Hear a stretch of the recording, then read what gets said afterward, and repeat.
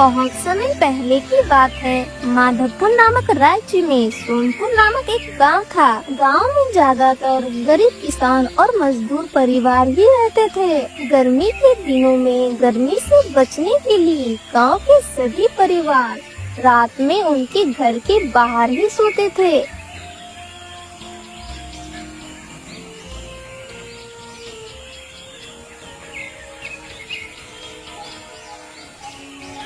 अरे अरे मेरा बच्चा कहाँ गया?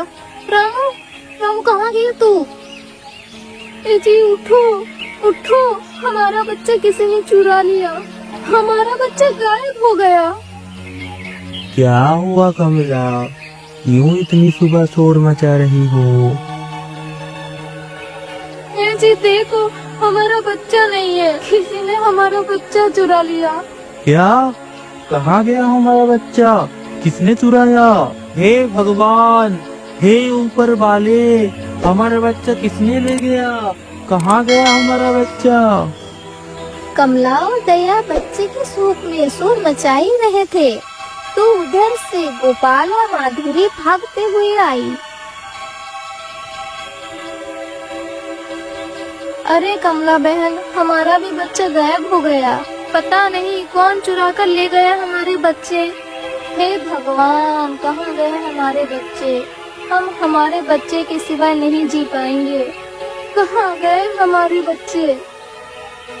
ये क्या हो गया? हमारे बच्चे कैसे गायब हो रहे हैं? हमने किसी का क्या बिगाड़ा था? हमारे बच्चे कहाँ गए? इनका शोर सुनकर गांव के लोग वहाँ पर जमा होने लगे। अरे भाइयों और बहनों, परसों रात को भी हमारे गांव के 2 बच्चे गायब हो गए थे। गंगाराम का और तिलक का बच्चा परसों रात को चोरी हो गया है, और कल रात को तुम्हारे बच्चे चोरी हो गए। लगता है हमारे गांव में कोई बच्चे चोरा गए हैं। हाँ भाई, पक्का हमारे गांव में बच्चे चोरा गए हैं। पर अब हमें हमारे बच्चे वापस कैसे मिलेंगे? हमारे बच्चे तो चोरी हो गए ना। अब इन बच्चे चोरों से बाकी बच्चे को कैसे बचाया जाए? अब क्या होगा? मुझे तो कुछ समझ नहीं आ रहा है। मुझे लगता है हमें हमारे राजा के पास जाना चाहिए।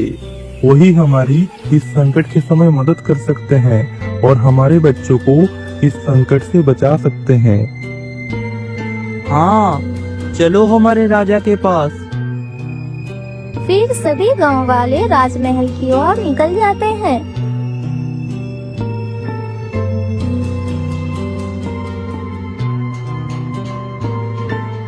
वे राजमहल आकर महाराज से विनती करने लगते हैं। महाराज, हमारे बच्चों को बचा लो महाराज, हमारी मदद करो महाराज, हम बहुत बड़े संकट में हैं महाराज, हमारे बच्चे को बचा लो महाराज, हमारे बच्चे को बचा लो। अरे क्या हुआ है? तुम सभी गांव वालों पर ऐसा कौन सा संकट आ पड़ा है? महाराज, कल रात मेरा और कुसुम बहन का बच्चा कोई चुरा ले गया महाराज। इतना ही नहीं महाराज, परसों रात को भी हमारे गांव के 2 बच्चे चोरी हो गए। इसीलिए हमें लगता है कि हमारे गांव में बच्चे चोर घुस आए हैं। उन बच्चे चोरों से हमें बचाओ महाराज, हमारी मदद करो, हमें बचाओ महाराज। क्या बच्चों की चोरी हो रही है? राम राम, इन नादान बच्चों को भी लोग चुरा कर लेके जा रहे हैं। पर ये तो बहुत बड़ी समस्या है। उन बच्चे चोरों को पकड़ना बहुत जरूरी है। महाराज कुछ देर सोचते हैं और फिर कहते हैं। मेरे प्रिय गांव वालों, तुम चिंता मत करो, मैं तुम्हारे बच्चे को वापस ला दूंगा और उन बच्चे चोरों को भी पकड़कर दंड दूंगा। अब तुम सब घर जाओ और आज रात से थोड़ा सावधान रहना। महाराज की ये बात सुनकर गांव वालों को थोड़ी राहत मिली और वे घर की ओर निकल गए।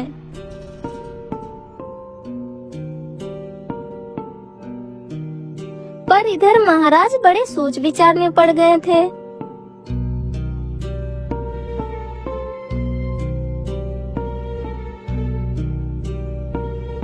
मंत्री जी, क्या लगता है तुम्हें हमारे राज्य में ऐसा पहली बार हो रहा है कि बच्चों की चोरी हो रही है, और इन बच्चे चोरों को अब कैसे पकड़ा जाए?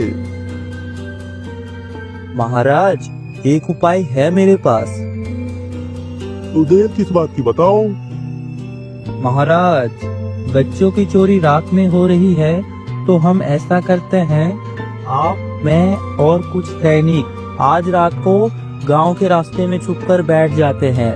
जो भी बच्चे चुराने रात में आएगा वो तो हमें दिखेगा ही, और तभी हम उसे पकड़ लेंगे। हाँ, योजना तो अच्छी है मंत्री जी। तो आज रात हम लोग ऐसा ही करते हैं।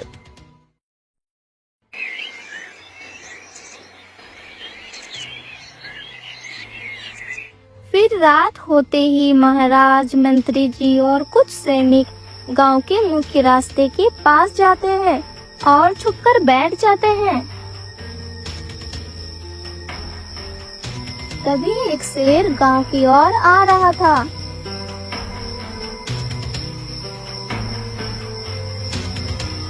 जैसे ही शेर गांव में घुसता है, तभी मंत्री जी को शेर की परछाई दिखाई देती है।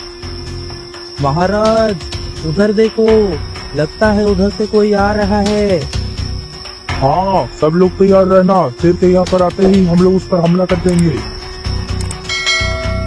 वो परछाई थोड़ी पास में आती है, तभी मंत्री जी उसे पहचान लेते हैं कि ये कोई इंसान नहीं, ये तो शेर है। शेर को देखते ही मंत्री जी की हवा टाइट हो जाती है। शेर शेर शेर शेर शेर महाराज, शेर, वो कोई इंसान नहीं है, वो शेर है। हमें भागना होगा महाराज, हमें यहाँ से भागना होगा। नहीं नहीं, कोई नहीं भागेगा, चुपचाप छुप कर बैठे रहो। हमें देखना है कि क्या ये शेर ही उन बच्चों को चुरा कर ले जा रहा है। यदि इसने किसी पर हमला किया तो हम तलवार लेकर इस पर टूट पड़ेंगे। महाराज की बात मानकर सब लोग चुपचाप शेर को देखने लगते हैं। शेर जाता है और बच्चों को देखने लगता है, पर उस दिन बच्चे चोरी के डर से बहुत लोग बाहर नहीं सोए थे, और जो लोग बाहर सोए थे उन्होंने अपने बच्चे को अंदर ही रखा था। शेर धीरे धीरे सभी परिवारों के पास जाता है, पर उसे कहीं भी बच्चे नहीं दिखते। एक भी बच्चा बाहर नहीं है। लगता है इस गांव के लोग डर गए। डर के मारे बच्चे को घर के अंदर ही रखा है। मुझे अब बच्चे चुराने के लिए दूसरे गांव में जाना पड़ेगा, नहीं तो मैं माता को बच्चे का बलिदान नहीं दे पाऊंगा। ऐसा सोचकर शेर उस गांव से निकल जाता है।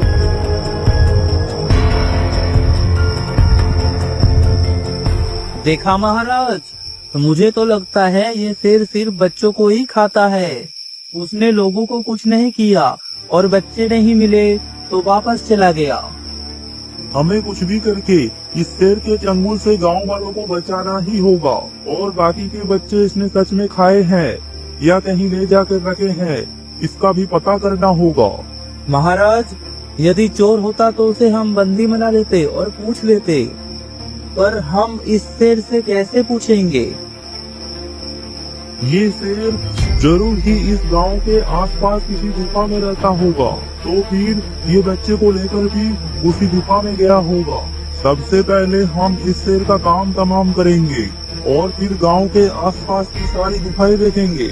मुझे लगता है ये शेर आज रात बच्चा चुराने के लिए फिर आएगा।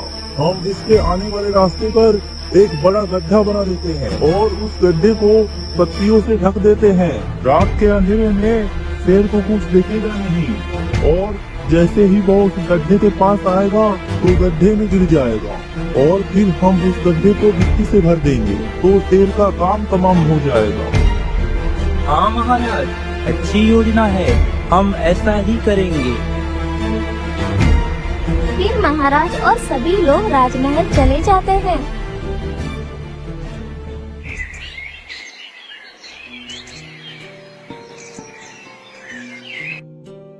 फिर अगले दिन शाम होते ही महाराज ने शेर के आने के रास्ते पर एक गड्ढा खुदवाना चालू किया।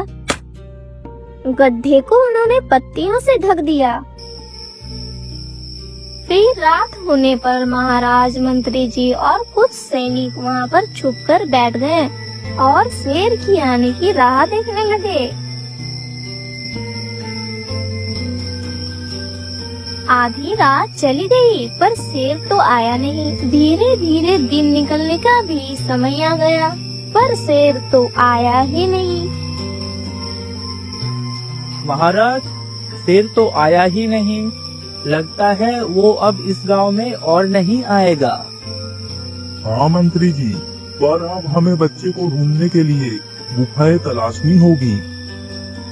हाँ महाराज, चलिए हम अभी से शुरू करते हैं।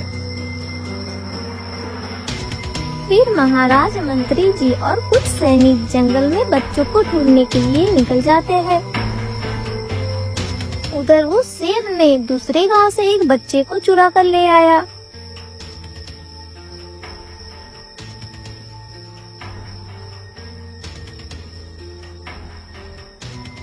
वो शेर गुफा के अंदर पहुंचते ही रंग बिरंगे किरणों के साथ एक जादूगर में बदल गया।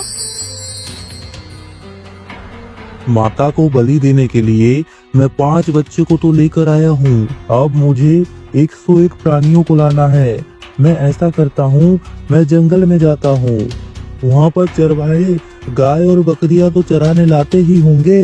मैं वहीं से गाय और बकरियाँ चुरा लूंगा।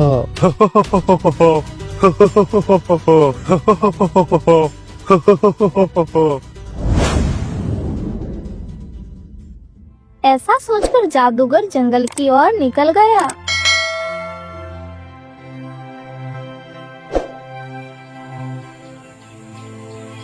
कुछ ही दूर चलने पर उसने देखा कि 2 चरवाहे अपने गाय और बकरियां चराने के लिए जंगल में आया है।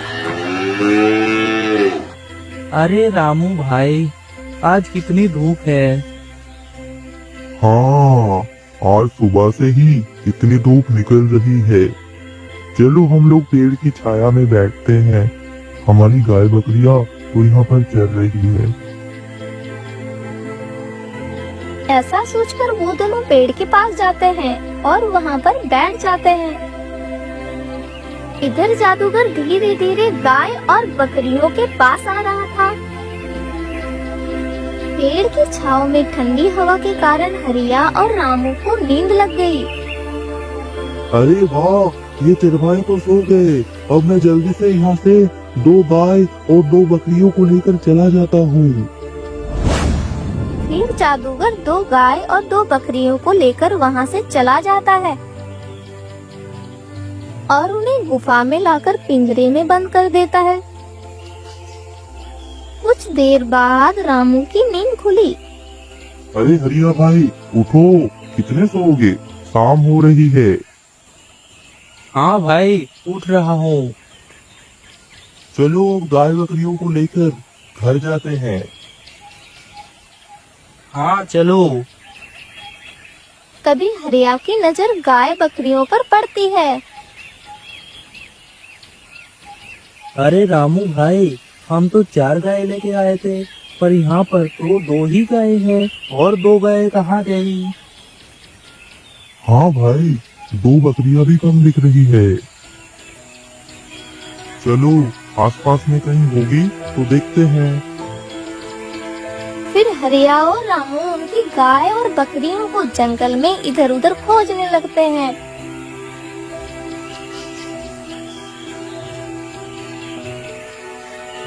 पर उन्हें कुछ नहीं मिलता। हे भगवान, हे ऊपर वाली, गई हमारी गाय और बकरियां। आज ना हम लोग सोए होते और ना हम लोगों की गाय और बकरियां चोरी हुआ होता।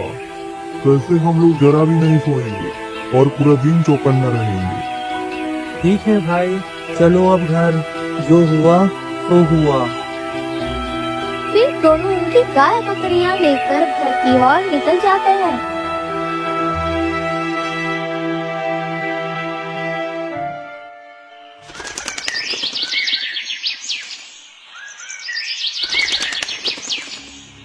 इधर महाराज, सैनिक और मंत्री जी खोजते खोजते उसी गुफा के पास पहुंच जाते हैं। वो गुफा बाहर से बहुत ही भयानक दिख रहा था। गुफा को देखकर महाराज गुफा की ओर देखकर बोला, हाँ, लगता है ये उसी शेर का गुफा है। हाँ महाराज, मुझे भी लगता है ये उसी शेर का गुफा है। चलो मंत्री जी, जल्दी से गुफा के अंदर चलो। जी महाराज। इतना बोलकर वो लोग गुफा के अंदर चले जाते हैं। जैसे ही अंदर जाते हैं तो उन लोगों का पैरों तले जमीन खिसक जाता है। वो देखते हैं कि जितने भी गांव के बच्चे थे सभी वहाँ पर कैद थे। अरे बाबा रे बाबा, अरे मंत्री जी, जल्दी से इन बच्चों को आजाद करो। जी महाराज। मंत्री जी ने इतना कहा ही था कि तभी रंग बिरंगी कीड़ों के साथ वही जादूगर वहाँ पर प्रकट हो जाता है।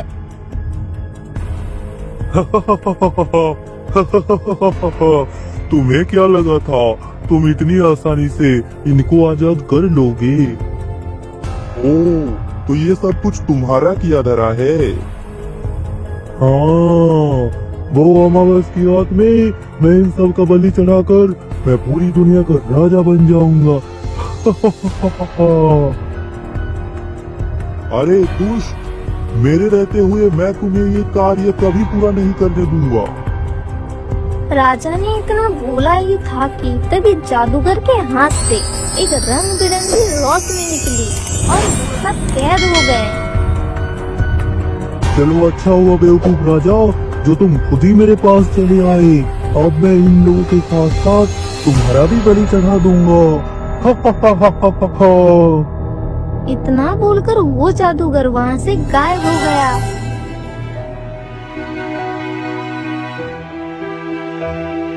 अरे महाराज, ये क्या हो गया? अब हम लोग यहाँ से बाहर कैसे निकलेंगे? मंत्री जी, तुम चिंता मत करो, ऊपर वाला हम लोगों का अवश्य सहायता करेंगे।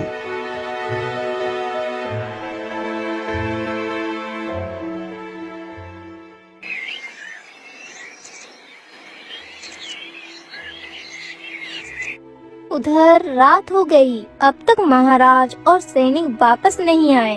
इस बारे में महारानी बहुत चिंतित होने लगी और चिंतित में डूबते हुए अपने आप से बोली, अभी तक महाराज और मंत्री जी वापस क्यों नहीं आए? कहीं जंगल में कुछ उनके साथ अनहोनी तो नहीं हुई? तभी राजकुमार अपनी माँ से बोला, माँ, तुम शांत हो जाओ और थोड़ा शांति से सोचो। मैंने कुछ सैनिक जंगल में भेजे हैं, वो अभी आते ही होंगे।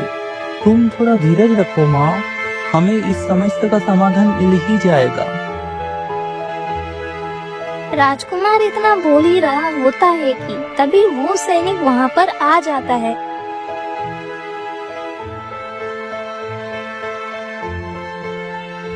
महारानी की जय हो। तभी महारानी खुश होते हुए सैनिक की ओर देखकर बोली, अरे गुप्तचर, तुम आ गए, मिले क्या महाराज? क्षमा करे महारानी, हमने पूरा जंगल छान मारा, ना ही हमें महाराज दिखे और ना ही हमारे सैनिक और ना ही उनका कुछ सामान। सैनिक का बात सुनकर रानी उदास होते हुए बोली, यदि जंगल में नहीं है तो कहाँ गए ये लोग? क्या हुआ इनके साथ? हे भगवान, हे ऊपर वाले, महाराज कहाँ चले गए? महाराज को बचा लो भगवान। महारानी बड़ी चिंतित हो गई। किसी को कुछ समझ नहीं आ रहा था। कुछ देर सोचने के बाद महारानी बोली, सैनिक, कल ही पूरे राज्य में ऐलान करवा दो, जो भी राजा को ढूंढ कर लाएगा उसे पूरे राज्य का राजा घोषित किया जाएगा। जो आज्ञा महारानी।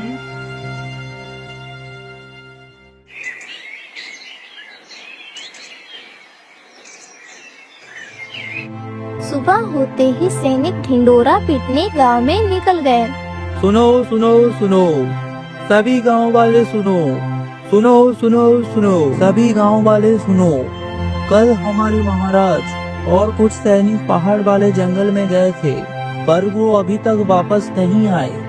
जो भी व्यक्ति महाराज और सैनिक का पता लगाकर महारानी को बताएगा, उसे महारानी मुंह मांगा इनाम देगा। सुनो सुनो सुनो, सभी गांव वाले सुनो, सुनो सुनो सुनो। ढिंडोरा सुनकर गांव के बहुत सारे लोग जंगल की ओर निकल जाते हैं। उसी भीड़ में एक बूढ़ी माँ और उसका पोता भी था। दादी माँ, मैं भी जाता हूँ जंगल। यदि मैं राजा को खोज पाया तो मैं आधे राज्य का राजा बन जाऊंगा।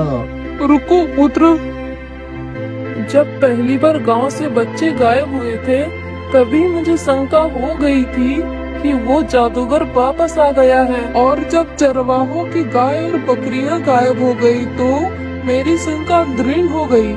और अब जब महाराज जंगल से गायब हो गए तो मैं दावे के साथ कह सकती हूँ कि ये सब वो जादूगर ही कर रहा है। कौन सा जादूगर दादी माँ? आप किसकी बात कर रही हो? बहुत साल पहले हमारे गांव में एक जादूगर रहता था।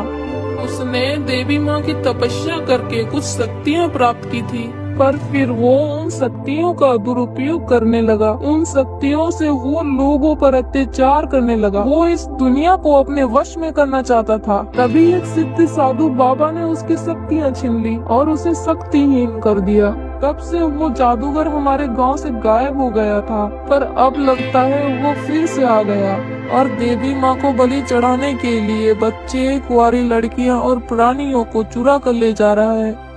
क्या दादी माँ, आप भी कुछ भी कह रही हो?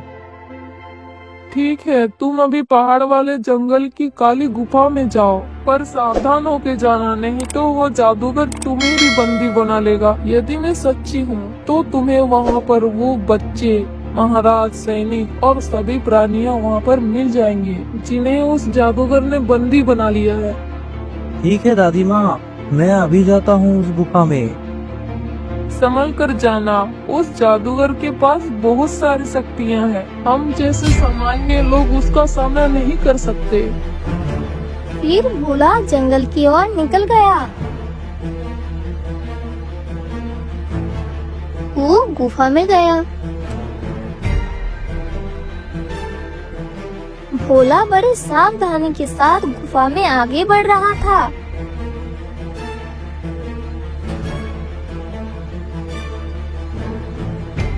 थोड़े ही अंदर जाने पर उसे वहाँ सब बच्चे पिंजरे में कैद तड़पते हुए दिख गए। दूसरे पिंजरे में राजा, मंत्री और सैनिक था। उसके बाजू वाले पिंजरे में गाय और बकरियां थी। राम राम राम, दादी माँ जो कह रही थी ये सब बातें तो सत्य है। मुझे जल्दी ही जाकर महारानी को बताना चाहिए। कहीं उस जादूगर ने मुझे देख लिया तो मुझे भी बंदी बना लेगा। गोपाल जल्दी ही वहाँ से भागता है और राजमहल में आता है। महारानी, महारानी, वो सब जीवित है महारानी, वो सब जीवित है। कौन जीवित है?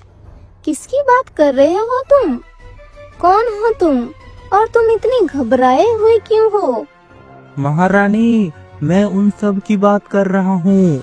वो बच्चे जो रात को गायब हो गए थे, वो भेड़ बकरियाँ जो जंगल से गायब हो गए थे, महाराज, सैनिक, मंत्री सब जिंदा है महाराज, सब जिंदा है।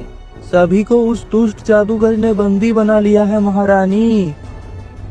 कौन सा जादूगर? अच्छे से पूरी बात बताओ मुझे।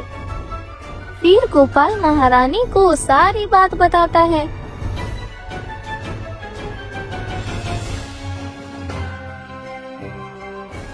सारी बात सुनकर रानी चौंकते हुए अपने आप से बोली, हे भगवान, ये तो बहुत बड़ी समस्या है। उस जादूगर के पास तो जादुई शक्ति है, हम उसका सामना कैसे करेंगे? पर हमें हमारी प्रजा और राजा को उस जादूगर के चंगुल से छुड़ाना ही पड़ेगा। यदि उसने बलिदान करके और ज्यादा जादुई शक्ति प्राप्त कर ली तो वो हमारे राज्य और पूरी दुनिया को बर्बाद कर देगा। हमें इस दुष्ट जादूगर का विनाश करना ही होगा, परंतु इसका विनाश कैसे किया जाए? रानी बड़ी सोच विचार में पड़ गई थी। उन्हें समझ नहीं आ रहा था कि आगे क्या किया जाए। तभी उनका बेटा राजकुमार अशोक उनकी ओर देखकर बोला, माँ, समस्या कितनी भी गंभीर क्यों ना हो, परंतु उसका कुछ न कुछ समाधान होता ही है। पूरा इतिहास गवाही देता है कि पापियों का कभी जीत नहीं हुआ है। हमें हार नहीं मानना चाहिए। हम कैसे भी हो इस दुष्ट जादूगर का विनाश अवश्य करेंगे। माँ, मैं एक सिद्ध साधु बाबा को जानता हूँ। वो जरूर कुछ ना कुछ उपाय बताएंगे। हमें वहाँ पर चलना चाहिए। ठीक है बेटा, चलो।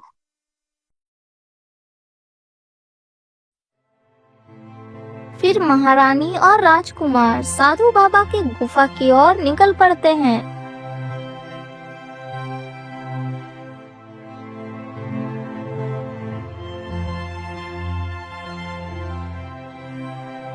वहाँ दोनों गुफा में पहुंचकर देखते हैं कि साधु बाबा उनकी तपस्या में लीन थे। प्रणाम साधु बाबा। प्रणाम पुत्र, बताओ कैसे आना हुआ? साधु बाबा, मेरे राज्य पर और मेरे प्रजा पर बहुत बड़ा संकट आ गया है। साधु बाबा, हमारी मदद करो साधु बाबा। साधु बाबा आंखें बंद करते हैं और ध्यान लगाकर देखते हैं कि क्या हुआ है। ये दुष्ट जादूगर फिर से आ गया। इसे एक बार मैंने ही शक्तिहीन किया था, अब इसे यमलोक ही पहुंचाना होगा। तुम चिंता मत करो पुत्र, इस समस्या का समाधान है मेरे पास। मैं तुम्हारा धैर्य और हिम्मत से बहुत प्रसन्न हुआ हूँ।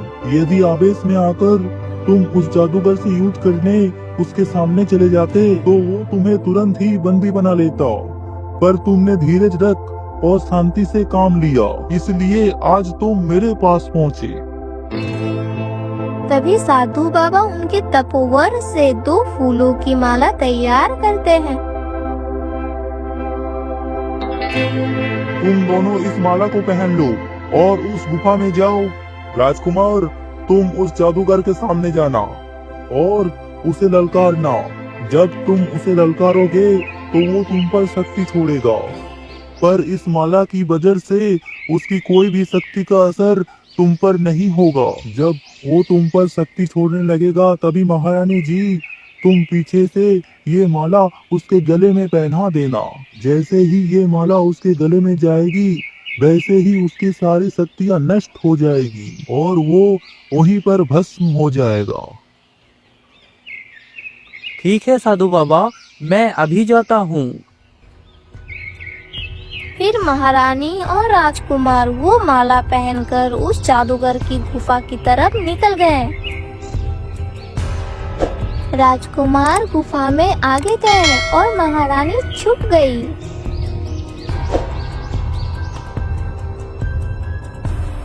अरे दुष्ट जादूगर, कहाँ है तुम?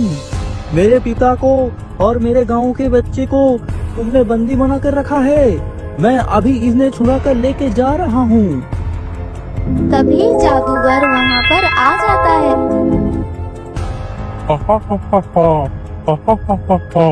तू क्या इन्हें छुड़ा के ले जाएगा? इन्हें मैं ही तुझे बंदी बना लेता हूँ।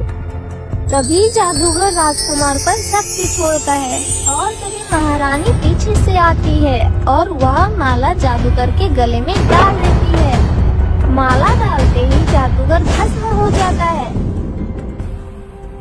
जादूगर के भस्म होते ही सारे पिंजरे टूट जाते हैं और सभी बच्चे, प्राणी और महाराज भी मुक्त हो जाते हैं। फिर महाराज सभी को लेकर राजमहल की ओर निकल जाते हैं। समस्या कितनी भी बड़ी हो, हमें हार नहीं मानना चाहिए। हर समस्या का कुछ न कुछ समाधान होता ही है।